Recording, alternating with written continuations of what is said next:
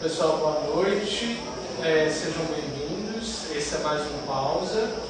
Hoje o tema são as cotas e, sem se estender mais, eu passo para o Flávio. Obrigado. Bom, pessoal, não sou um especialista em cotas.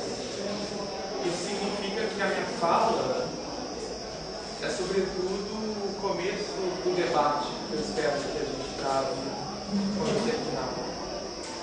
Faço uma apresentação aqui julgo simples, tentando... Thiago, pode deixar lá para a gente tirar depois a lista. Faço uma apresentação de julgo simples, tentando apresentar argumentos, já que essa é uma discussão muitas vezes muito apaixonada. Às vezes tão apaixonada que a gente não consegue pensar direito. É preciso então se atingir um esforço de serenidade, sobretudo quando a gente, eu sei que é o caso de muitas pessoas, se consideram diretamente como que prejudicadas. Por isso a gente se exalta. Temos calma então para pensar. Quando fiz o convite do evento,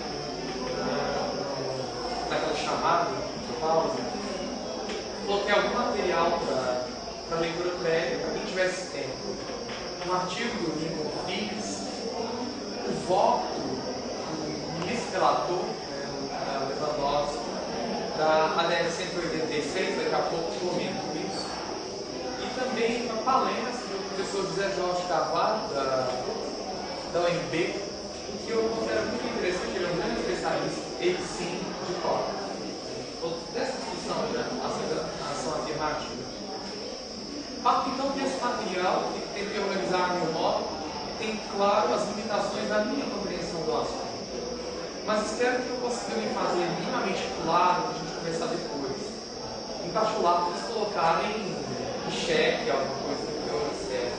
Vocês vão notar que a minha postura é a favor dessa ação afirmativa. As razões pelas quais eu sou a favor eu vou expor, como disse, em um instante.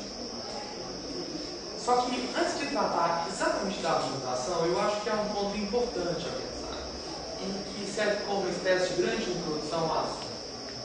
Esse ponto foi, inclusive, objeto de questionamento nessa ADPF que mencionei, 186, que significa, na verdade, a arguição de descumprimento de preceito fundamental, que foi apresentada pelo Partido Democratas no Supremo Tribunal Federal, questionando a adoção de cotas raciais pela UNB.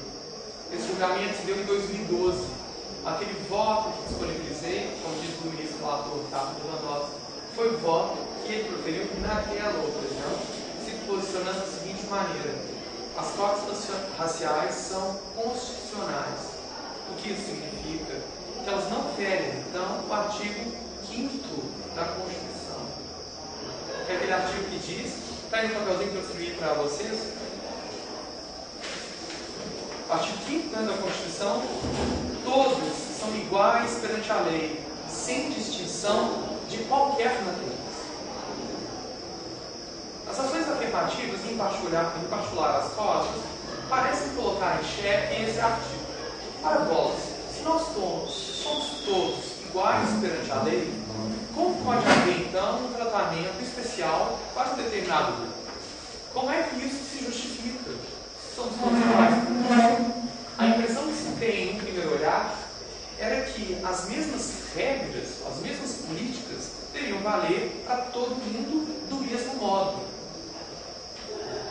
O entendimento do ministro relator e do Supremo como um todo, que votou a favor da constitucionalidade das cotas raciais no OIT, é de que esse princípio da igualdade, chamemos assim, tem que ser entendido com uma certa nuance. Não nessa literalidade comum, muitas vezes, a gente utiliza, a qual muitas vezes a gente apela, né? Dou alguns exemplos para a gente pensar esse problema antes de apresentar a distinção conceitual relevante que está lá no voto.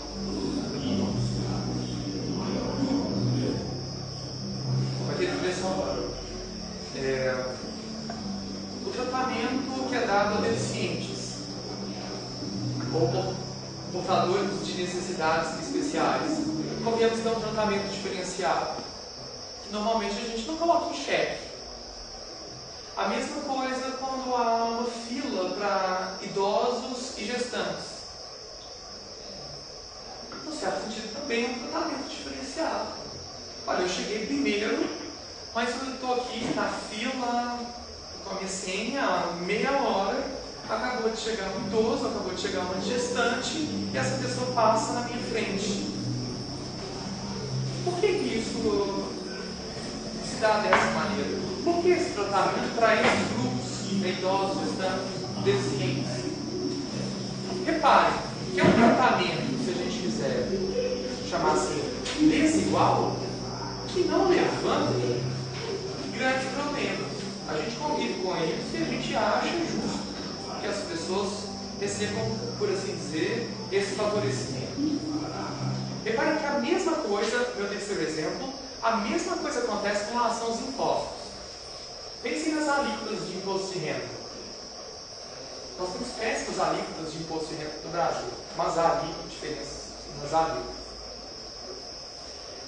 Numa certa perspectiva, numa certa leitura desse artigo 5º, a gente vai então dizer, olha, todo mundo deveria pagar o mesmo imposto de renda. Por que pessoas que recebem mais pagam mais e pessoas que recebem menos pagam menos? Porque dependendo da sua renda, você está, inclusive, isento do imposto de renda. Reparem que, de novo, é um tratamento, se a gente quiser, desigual. E que, para nós, parece justíssimo. As pessoas que ganham mais pagam mais. Aliás, um dos problemas das alíquotas de imposto de renda no Brasil é que o corte é muito baixo, né?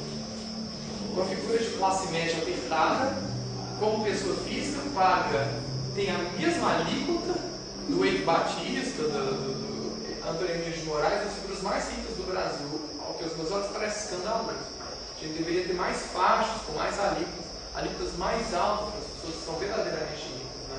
Não colocar a classe média pagando a mesma coisa desse pessoal. Muito bem, reparem então, nós temos tratamentos diferentes e que não se mostram para nós como sendo um problema. Na verdade, a gente acha justo que seja assim. Ao menos eu tento pensar isso, a gente pode discordar depois. Vai discordar depois. Ter condições especiais para os deficientes, as adaptações que são feitas, parece muito razoável, mas é um tratamento diferenciado. Esses exemplos servem então para ilustrar o seguinte: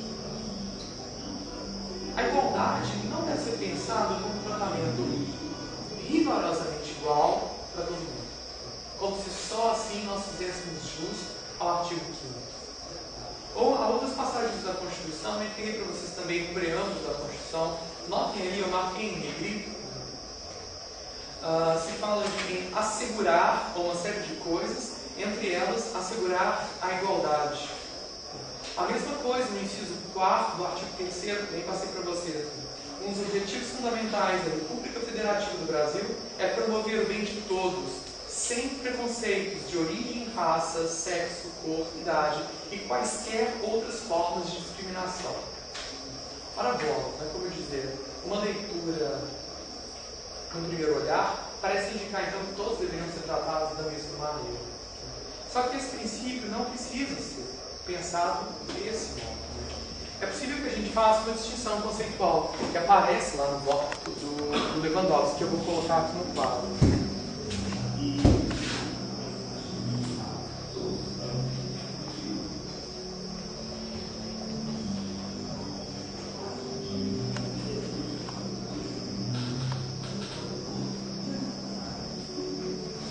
A distinção entre igualdade formal e igualdade material.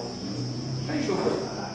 Uma igualdade formal significaria uma espécie de igualdade negativa. Não há, por exemplo, castas. Potencialmente, nós podemos chegar a qualquer lugar, nada está vedado para nós, razão de alguma condição, como, por exemplo, o nascimento. O que acontece, por exemplo, na Índia, com castas, acontece também na Coreia do Norte, saiu um livro recente, publicado aqui no Brasil, chamado Nada a Invejar, Vidas Comuns na Coreia do Norte. Uma jornalista chamada Barbara Daly, que fez uma pesquisa com desertores do regime. E uma das coisas que acontece lá é o que eles chamam de sangue manchado. Uma determinada figura que se tornou uma pessoa não grata para o governo,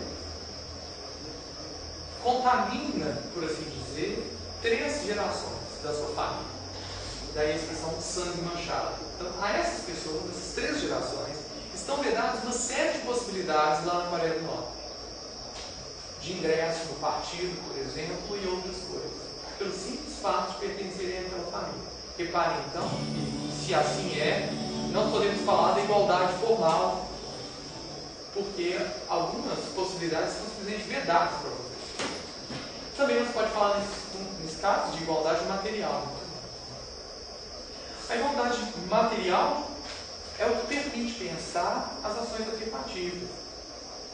Isso significa o seguinte: não basta que nós potencialmente possamos alcançar o que nós quisermos, fazer o que nós quisermos. É preciso que o Estado, ao mesmo tempo, busque promover a igualdade, reduzir desigualdades que implicam inferioridades para determinados grupos. Aliás, isso o ministro Ricardo Lewandowski no voto dele menciona. Na Constituição ele aponta uma série de verbos de ação, como verbo promover, que mencionei há pouco. Não basta que o Estado se isente, é preciso que ele busque promover a igualdade. De que maneira? Corrigindo, tanto quanto possível, desigualdades que inferiorizam alguns grupos como indivíduos. Sendo assim, ou partindo daquela diferença, é possível que a gente pense 2 tipos de ação do Estado.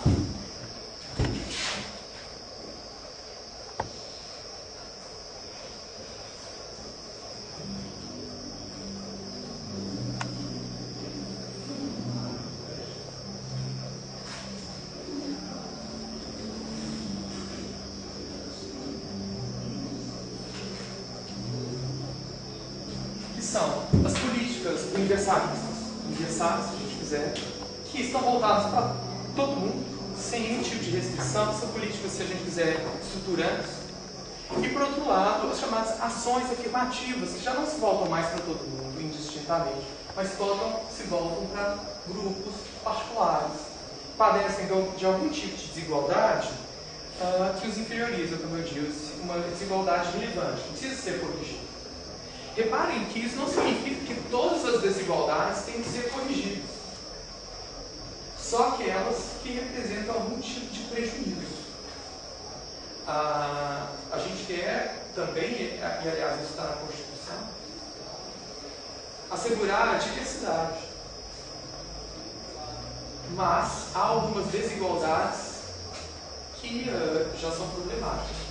A essas a gente tem que ter uma atenção especial para essa.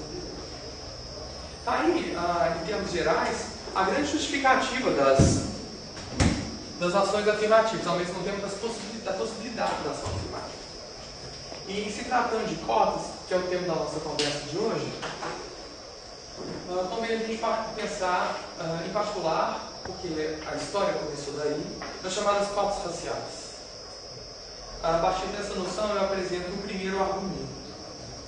A história toda começou como fruto do movimento negro, a tentativa de lutar contra o racismo, eram os elementos envolvidos em toda essa história.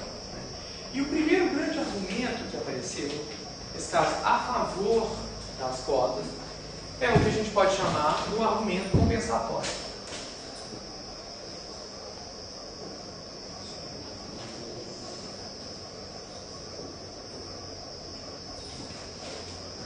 Que ideia está envolvida aí? Isso também está lá no voto do ministro Lewandowski. Olha, houve no passado um prejuízo relevante para um determinado grupo, no caso, a gente está pensando em particular nos termos, fruto da escravidão. Há repercussões desse acontecimento no presente que prejudicam ainda esse grupo. E é em razão disso que ele precisa ser, digamos assim, compensado. É preciso que se corrija, né, essa espécie, esse termo que às vezes a gente escuta, né, essa espécie de dívida histórica com os negros. Aí o primeiro, digamos assim, argumento a favor. Só que há objeções possíveis para esse argumento. Apresento agora, eu vou jogar com as cores, para tentar deixar mais claro o movimento do pensamento. O primeiro grande argumento contra o argumento compensatório é um argumento que envolve a noção de responsabilidade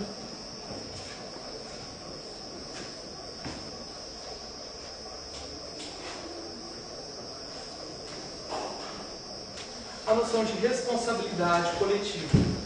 O raciocínio é mais ou menos o seguinte: olha, nem meu pai, nem meu avô, nós nunca escravizamos ninguém. Por que a gente vai ter agora de pagar essa conta se não fomos nós que fizemos isso? A coisa já se perdeu nesse intervalo de tempo.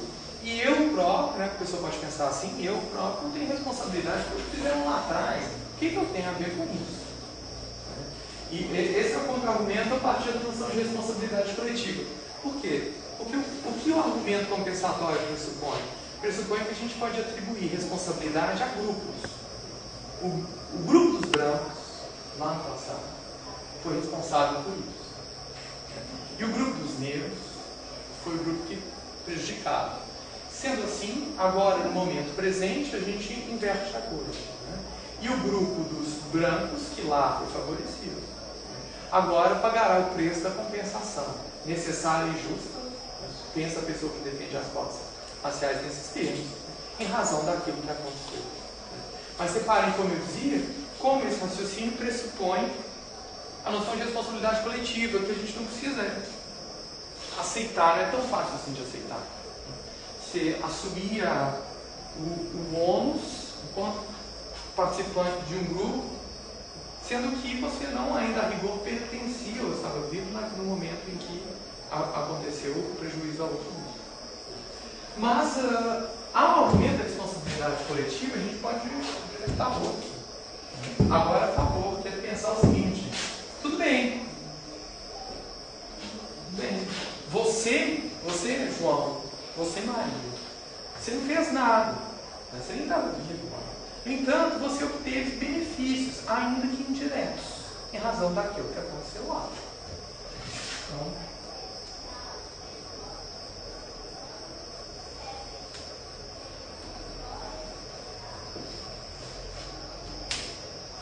reparem, né? A gente está no movimento, né? O movimento do pensamento. A gente está no mas, sendo ou não responsável, você obteve algum benefício com essa história.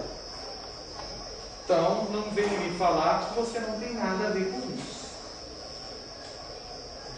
Mas a esse argumento é possível contrapor outro.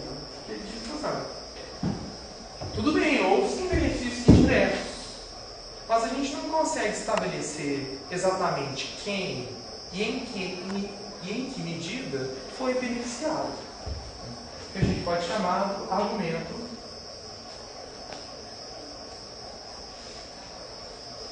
da difusão.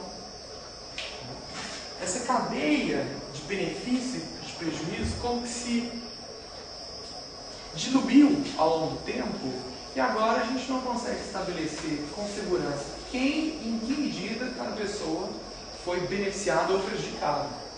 Tanto é, argumentam as pessoas à luz do argumento da difusão, tanto é que há brancos pobres e há também poucos negros ricos.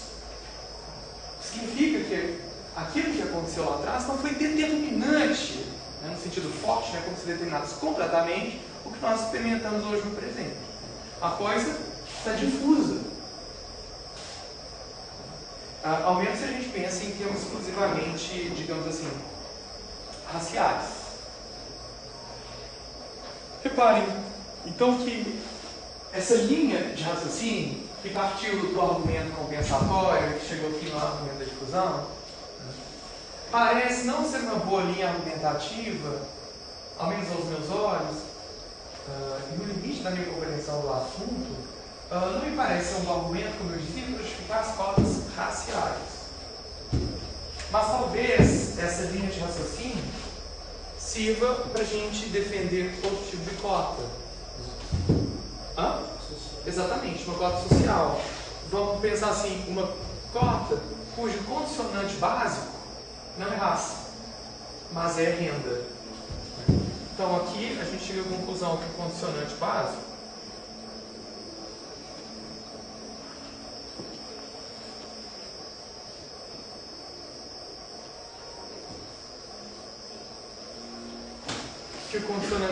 digamos assim, mais pertinente, talvez não seja o raça, talvez seja o condicionante renda. Então você faz um corte, ou faria um corte na política, na ação afirmativa, não a partir, como dizia da cor da pele, o fato de ser negro, ou também, né, o fato de ser indígena, mas pelo fato de ser pobre. Que isso, então, reparem, a cabeça nesse caso funcionaria assim. Então a gente está considerando que no presente, o que te traz realmente prejuízo não é o fato de ser branco, não é o fato de ser indígena, não é o fato de ser Y ou Z, é o fato de ser pobre. Independente de ser negro, ser indígena, etc. Essa é uma linha de raciocínio. Não é a única. Apresento agora a segunda. Que parte do que eu chamo, não sei se esse é realmente o nome que tem, de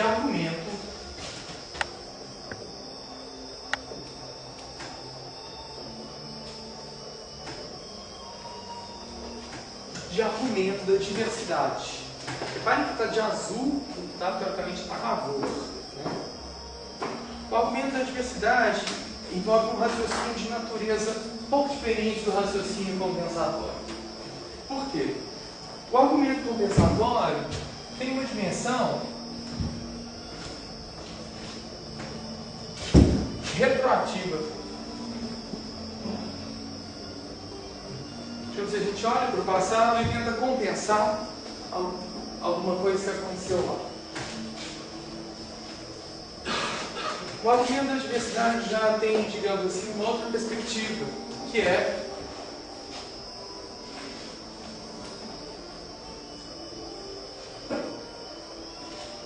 é prospectiva. O que eu quero dizer com isso? Raciocinando com a cabeça do argumento da diversidade. Não estou preocupado o que aconteceu no passado. Se há, no presente, uma desigualdade que inferioriza algum grupo, nesse sentido uma desigualdade injusta, ela tem que ser combatida. Não me interessa qual é a causa dela. Esse é o tipo de raciocínio que justifica o tratamento, por exemplo, a idosos ou gestantes. Né? A gente não está preocupado por que essa mulher engravidou. A gente não está culpando a natureza pelo fato das pessoas envelhecerem. A gente constata que essas pessoas precisam de um tratamento diferenciado, e nós então concedemos a ela um tratamento diferenciado, sem entrar no mérito que causou aquilo. A constatação dessa desigualdade já é suficiente para nós. Essa é a perspectiva do argumento da diversidade. E nessa medida ele é prospectivo, ele olha para o presente e tenta corrigir essa desigualdade para aquilo que virá, sem entrar no mérito que causou essa diferença.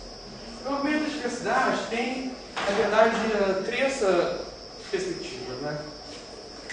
A primeira delas, algumas universidades argumentam isso. Né? A Universidade de Harvard, por exemplo, que a diversidade do corpo docente favorece o aprendizado.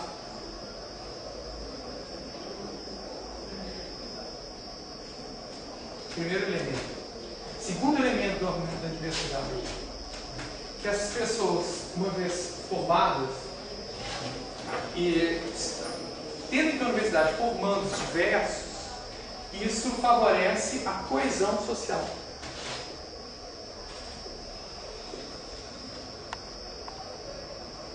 A gente evita ter a ideia, vamos fazer esse exercício de imaginação, uma espécie de classe dominante exclusivamente branca, digamos, um corpo subordinado exclusivamente negro. Havendo uma mistura disso tudo, que favorece a coesão, evita, por assim dizer, uma espécie de racha social. E a terceira dimensão da diversidade, que é a mais interessante, que é constatar que a gente vai descobrir os grupos que merecem um tratamento diferenciado a partir de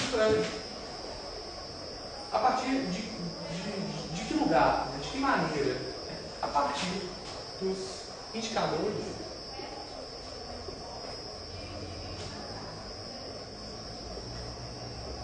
A partir dos indicadores sociais. A gente pega, por exemplo, os dados do censo e verifica como é que está a situação dos negros comparado com os brancos. No artigo Lincoln, que passei para vocês, ele apresenta alguns dados, não muitos, mas alguns que já estão suficientes para a gente pensar. Eu não vou dizer todos aqui, só vou mencionar um que diz respeito à pobreza, que eu acho interessante. Da lei de 2009. Os negros compõem, segundo o artigo, 6,9% da população, mas eles são 9,4% entre os 10% mais pobres e apenas 1,8% entre os 10% mais ricos. Reparem aí que há uma desproporção nos negros na população em geral. Se nós fôssemos uma sociedade justa, vamos partir desse lado. O que era de imaginar? Uma proporção semelhante em todas as camadas, né? Dos pobres, do meio e dos ricos. No entanto, o que a gente percebe? Que, embora eles sejam, como eu disse, 6,9% da população como um todo, eles são 9,4% nos 10% mais pobres e só 1,8% nos 10% mais ricos. Reparem, então, que há uma diferença que aponta uma desigualdade relevante, algo que precisa ser enfrentado de alguma maneira. Parece que há aí alguma coisa, digamos assim, errada. Porque há mais negros na camada mais pobre e tão poucos na camada mais rica. Essa, a gente pode se perguntar, né? Essa é uma desigualdade que nós então devemos combater? É preciso fazer alguma coisa nessa direção? Eu penso que a resposta é sim, é preciso atuar aí. Por que há essa desproporção? Bom, deixando isso agora de lado, a gente vai voltar a isso daqui a pouco. Ao argumento da diversidade, a gente pode opor outro também, né, para conta. O argumento famoso, que a gente conversava ali no café antes, né? Um argumento, todo mundo aqui já ouviu falar disso.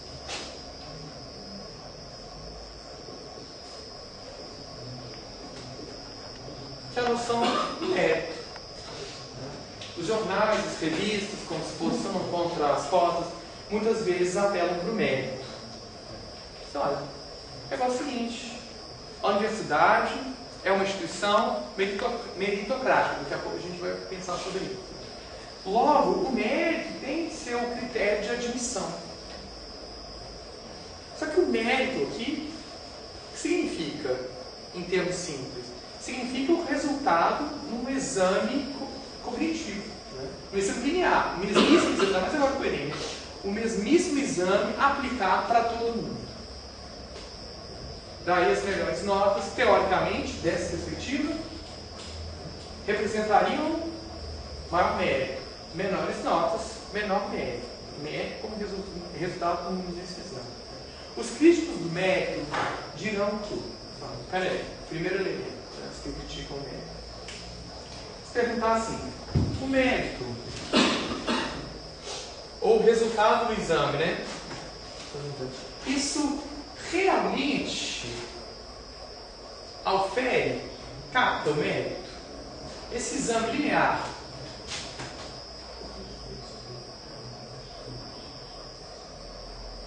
realmente aufere mérito? O ponto que eu quero dizer que não, né? O exame linear não mede o mérito. E aí o raciocínio é duplo. Primeiro lugar. Isso também está lá no ponto do Lewandowski. É o seguinte, olha, imagine pessoas que tiveram condição de estudo muito diferente, né? Aquela que teve que trabalhar, estudava à noite, não tinha, vamos imaginar, um quarto em casa em que ela pudesse estudar, dividia quarto, não tinha escrivaninha, os pais não estudaram, etc., não incentivavam o estudo. A pessoa teve de, como se diz, batalhar para poder estudar. Ao passo que outra tinha todas as condições, não precisou trabalhar, se dedicava exclusivamente ao estudo. Reparem que as condições que as pessoas tiveram são muito diferentes. Mas depois, a certa altura, elas serão submetidas ao mesmíssimo exame.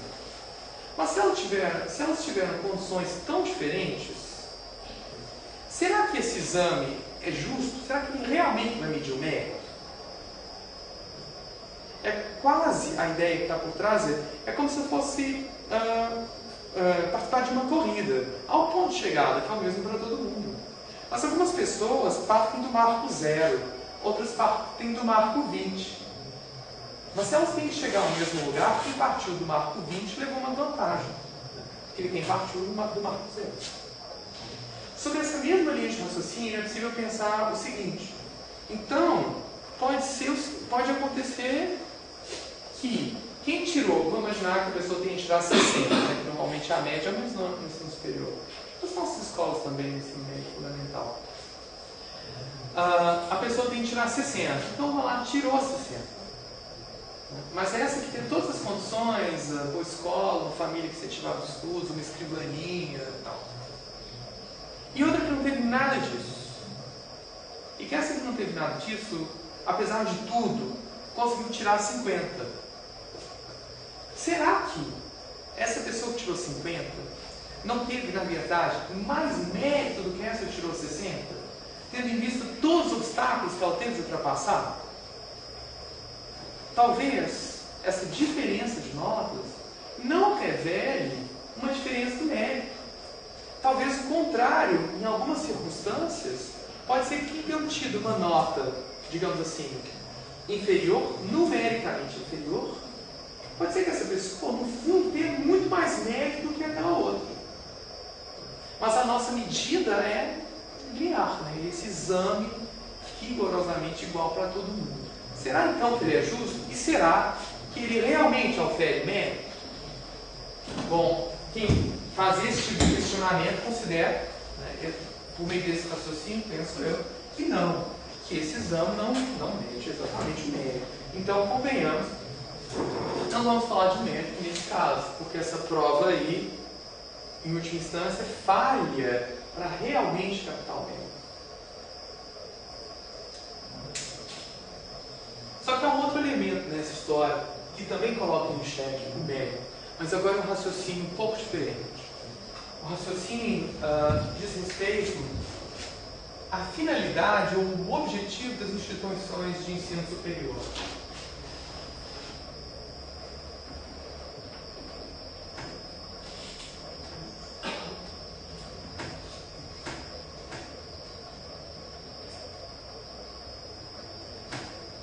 E aqui o questionamento é assim: ora, a finalidade das universidades é a excelência no ensino e na pesquisa? Ou a finalidade das universidades envolve algum outro elemento, como, por exemplo, a justiça social? Se o objetivo das universidades envolve alguma coisa além do mérito, entendido agora nesse caso, não mais como estado do exame, né, mas como a excelência no ensino e na pesquisa, não deve causar espanto se nós utilizarmos algum outro critério na hora de selecionar os alunos. Eu não estou preocupado, dizendo a mesma coisa em outras palavras, à luz dessa perspectiva. Olha, eu não estou preocupado simplesmente com a excelência no ensino e na pesquisa. Eu também estou preocupado com a justiça social. Isso também é tarefa das universidades. E se isso também é tarefa da universidade, os critérios de admissão podem ser mistos. Incluir outra coisa além do resultado do exame. Esse é o raciocínio. Reparem que algumas universidades nos Estados Unidos têm critérios mistos. Por exemplo, se o sujeito é um bom atleta, joga muito bem futebol, joga muito bem tênis, isso entra na avaliação, na admissão. Certo? Instituições que perguntam: você já fez trabalho voluntário? Né? Te pedem, se perguntam: Reparem, o que está se fazendo nessas situações? É dizer, olha, a gente olha o mérito e outras coisas. O mérito não é critério único e nem precisa ser critério único. A admissão pode se dar a partir, digamos assim, de diferentes elementos. Uma espécie de como é que eu posso dizer? De um misto, de uma composição de critérios e não de um critério único. Ainda mais um critério único como esse. Mérito. Certo? Só que é possível a gente apresentar agora de novo um contra-argumento. Eu falo assim, olha, as mesmas pessoas estão aqui nessa lógica aqui do mérito, né? Ele fala assim, olha, mas sabe o que vai acontecer? O nível da universidade vai baixar, a universidade vai perder qualidade.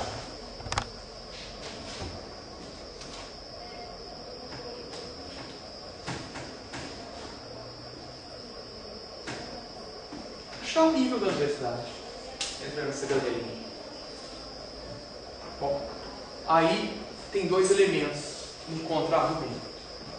Que é, em primeiro lugar, pensar o seguinte. Vamos começar do mais radical.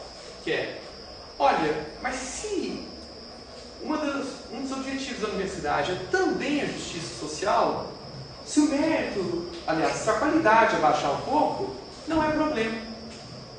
Porque o nosso objetivo também é a justiça social, ainda que isso custe um pouco respeito à excelência acadêmica. Há pessoas que defendem essa perspectiva. Mas há uma outra resposta ao argumento da perda da qualidade, que é de natureza empírica. Pesquisas que têm sido feitas, pesquisas que têm sido realizadas sobre isso, têm mostrado o quê? Que os alunos cotistas têm desempenho satisfatório dentro da universidade. Porém, um parágrafo só do artigo Lincoln está na página 148. Eu não tive acesso direto a esses estudos, por isso leio o parágrafo dele. Olha só, esse artigo é de 2012, né? Se chama As cotas raciais e sociais em universidades públicas são justas. Saiu na revista Direito, Estado e Sociedade, número 41, de final de 2012. Basta bater no Google, pode-se baixar esse artigo gratuitamente. E está lá na página do Pausa também. Leio o parágrafo, portanto, na página 148. Os estudos brasileiros têm apontado que o desempenho dos alunos cotistas é semelhante ou até mesmo superior ao dos não cotistas. Além disso, em um estudo feito com 45 mil estudantes de universidades com ações afirmativas raciais entre 1970 e 1990, de autoria de ex-reitores de Princeton e Harvard, a principal conclusão é que as ações afirmativas não são contraproducentes, pois os alunos beneficiados por elas têm um desempenho acadêmico exigido, são bem-sucedidos em suas carreiras e participam ativamente da vida cívica e comunitária. Então, o contra-argumento ao da perda da qualidade é dizer, as pesquisas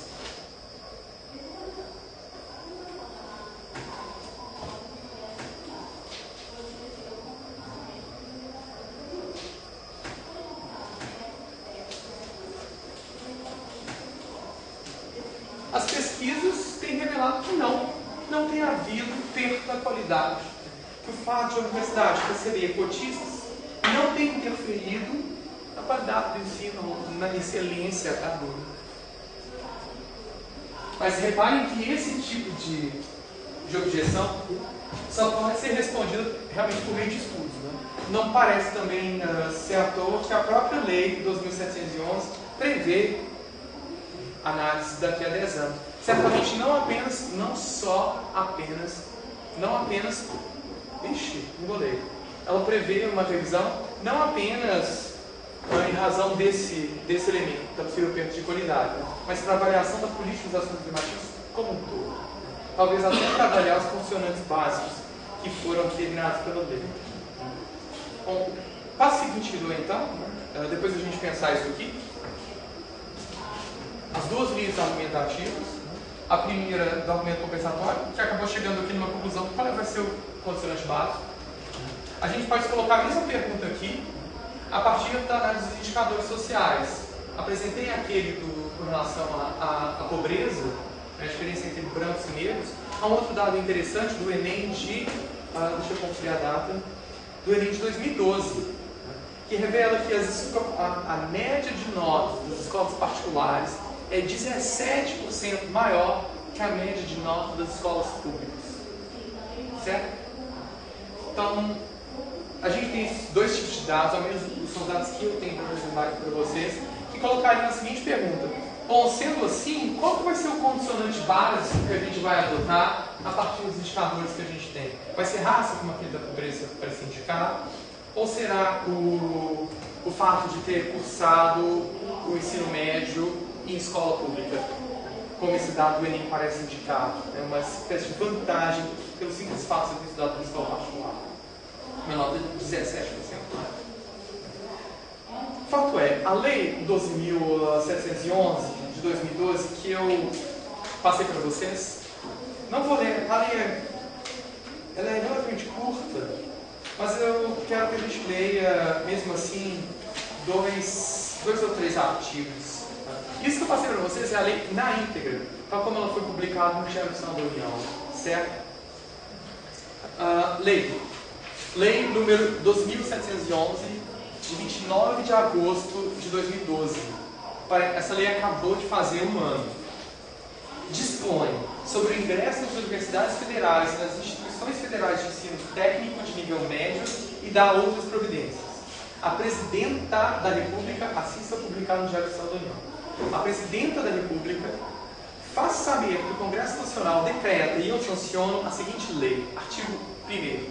As instituições federais de educação superior vinculadas ao Ministério da Educação reservarão, em cada concurso seletivo para ingresso nos cursos de graduação, por curso e turno, no mínimo, reparem, no mínimo 50% de suas vagas para estudantes que tenham cursado integralmente o ensino médio em escolas públicas. Repare, primeiro condicionante básico, claro aí, o fato de ter cursado o ensino médio integralmente em escola pública.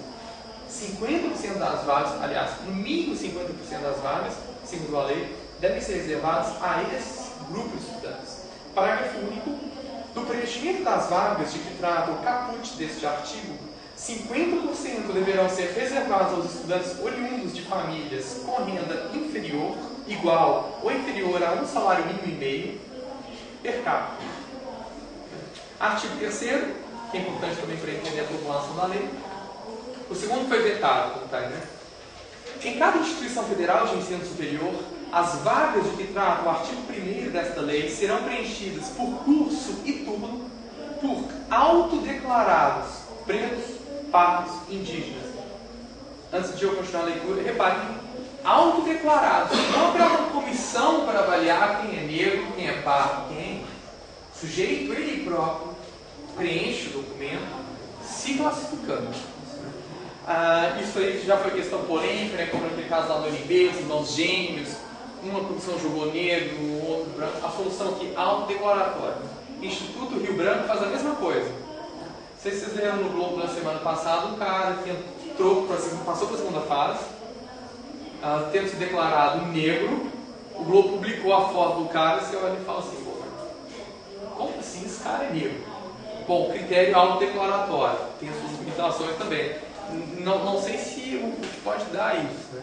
O fato é que na lei está autodeclarado. Eu acho que isso significa que qualquer pessoa, então, pode declarar negro, ninguém poderia questionar. Bom, volto um passo para a gente retomar o fio da meada. Serão preenchidas por curso e turno por autodeclarados pretos, pardos e indígenas, em proporção, no mínimo, igual à de pretos, pardos e indígenas na população da unidade da federação onde está instalada a instituição, segundo o último censo do Instituto Brasileiro de Geografia e Estatística, IBGE. No caso, parágrafo único, no caso de não preenchimento das vagas, segundo os critérios estabelecidos no caput deste artigo, aquelas remanescentes deverão ser contempladas por estudantes que tenham cursado integralmente o ensino médio em escolas públicas. Ok? Ainda no artigo 7º e no artigo 8º, algumas coisas interessantes. Apresento só o 8º, que diz respeito àquela coisa da revisão da política. Artigo 8º. As instituições de que trata o artigo 1º desta lei deverão implementar, no mínimo, 25% da reserva de vagas previstas nesta lei a cada ano e terá um prazo máximo de 4 anos a partir da data de sua publicação para o cumprimento integral do disposto desta lei.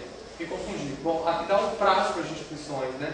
Isso da revisão, eu penso que está no artigo anterior, no artigo 7º. O Poder Executivo promoverá, no prazo de 10 anos, realmente está aí, o Poder Executivo promoverá, no prazo de 10 anos, a contar da publicação desta lei, a revisão do programa especial para acesso de estudantes pretos, pardos e indígenas, bem como daqueles que tenham cursado integralmente o ensino médio em escolas públicas, as instituições de educação superior. Está aí a lei, eu vou fazer o esqueminha dela, né? Mas só lembre o seguinte no que diz respeito à revisão, que é na verdade algo que diz respeito a todas as ações afirmativas, né? A rigor, as ações afirmativas têm que ter um prazo para acabar, porque senão elas se tornam injustas. Se o objetivo delas é corrigir a desvantagem que o grupo padece, assim que essa desvantagem for corrigida, a ação afirmativa pode deixar de existir. Se ela continuar existindo, a ação afirmativa que antes era justa se torna injusta. Porque já não há mais desigualdade a corrigir. Na verdade, uma vez corrigida a desigualdade, se ela continuar existindo, ela criará uma nova desigualdade, né? Ela inverte a coisa. Então, essas políticas têm de ter uma data para acabar. A data não está prevista em lei, né? Fala-se numa revisão daqui a 10 anos. Né? Mas no voto do Lewandowski, ele mesmo apontou esse elemento. As políticas têm de deixar de existir uma vez que os objetivos forem cumpridos. Vou fazer esse esqueminha aqui vou tentar colocar sobre a Lei 12.711. Né? Então a gente tem aqui, né, a Lei 12.711 de 2012.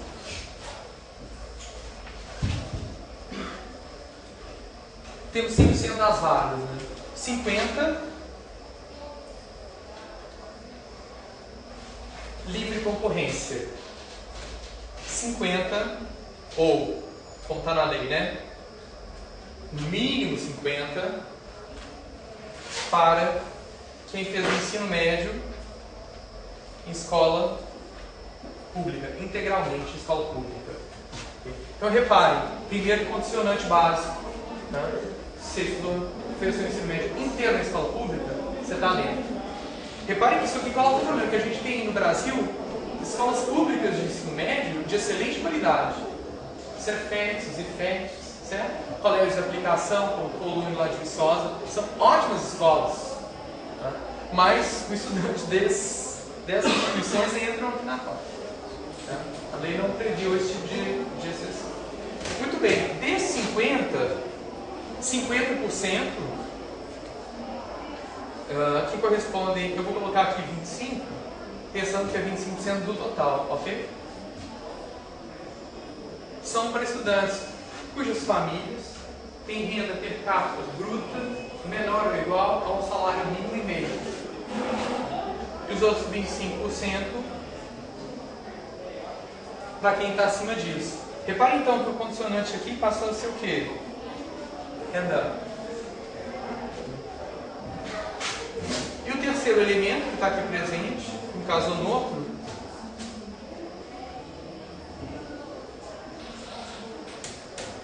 chama simplesmente proporção, que esse preenchimento tem que se dar, se refere a negros, pardos e indígenas, na proporção de negros, pardos e indígenas daquela unidade da federação. Então vamos imaginar, se lá na Bahia a gente tem X% de negros, certamente o número de negros em termos percentuais maior, por exemplo, do que o Rio Grande do Sul, estão lá na Bahia, né? Vão entrar em cada uma dessas categorias mais, respeitando a proporção daquele estado. Okay? Então, reparem que agora esse digamos assim, condicionante básico final, ela se dá à luz ali do argumento da diversidade, tentando manter a proporção existente naquele estado. À luz do argumento da diversidade, por exemplo, que o Uruguai, na minha interpretação, coloquei essa informação para vocês também, que o Uruguai aprovou agora uma lei reservando, se não me engano, 8% ou 9%, não lembro mais, deixa eu olhar aqui, das vagas em serviço público para negros. O Uruguai reservou 8% das vagas do serviço público para negros. Por que eles escolheram 8%, não outro percentual? Porque o censo realizado no Uruguai revelou que o país tem 8,1% de negros. Então o país resolveu reservar 8% das vagas de serviço público para negros. Manter a proporção da população nessa esfera, digamos assim, nessa face do Estado. Para fechar, apresento alguns pontos sobre os quais eu tenho pensado e sobre os quais eu não tenho resposta. O primeiro é o seguinte: por que o governo estabeleceu, no nosso caso, o mínimo de 50% aqui? Por que o corte foi de 50%? Eu fiquei me perguntando o seguinte: no Brasil, talvez a maior parte dos estudantes estejam no ensino público. As pessoas que estão fazendo ensino médio no Brasil, quantas delas estão no ensino público? 60%? 70%? 80%? Não sei. Minha impressão é que é mais de 50%. Se for mais de 50%, por que o governo colocou 50% e não 60%, 70%? Provavelmente existe esse dado, a falha minha não tem. Qual é a porcentagem dos estudantes do Brasil que se encontram na escola? Suponhamos que seja 80%. Por que a cota, então, não foi aqui de 80%? Por que foi 50%? Não sei, é um caso a pensar. Senão seria o caso de mexer nisso, a depender da porcentagem de alunos na escola. Outro ponto a pensar: se toda a história de cotas aqui no Brasil começou como fruto do movimento negro e se julgava que assegurar o lugar para os negros nas universidades e nas duas universidades do Brasil, que são as universidades na maior parte públicas, né? Considerando que com isso depois essas pessoas ocupariam lugares de relevância, de notoriedade na sociedade, e que essa ocupação seria uma maneira de combater o racismo. Então, o que eu estou dizendo com isso é que a política de cotas raciais foi pensada também como instrumento de combater o racismo.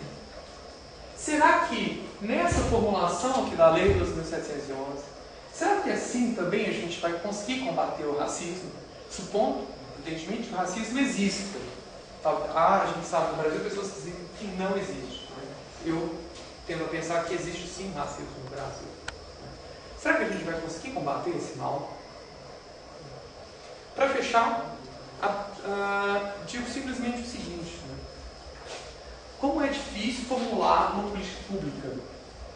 Considerando que há uma injustiça a ser combatida, fruto de uma desigualdade que precisa ser corrigida, a gente constata, por assim dizer, no plano teórico, que há uma desigualdade que a gente precisa combater.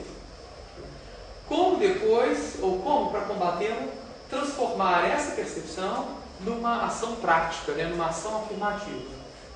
Pode ser que a gente erre na calibragem, quer dizer, a gente reconhece o problema, tenta tratar o problema, mas talvez a gente não encontre a medida certa para tratar. Eu não estou querendo dizer com isso que a solução seja investir no ensino fundamental e médio, público, de qualidade, universal para todo mundo. Todas as partes concordam com isso. Espero que um dia a gente chegue lá.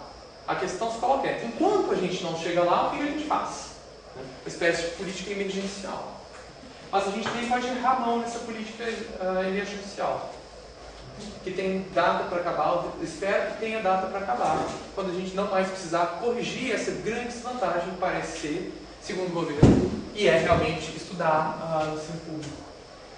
Ou, também é notório para nós, ter uma renda muito baixa. É isso que eu tenho a dizer. Agora a gente começa o debate e me interessa ouvir o que vocês têm a dizer.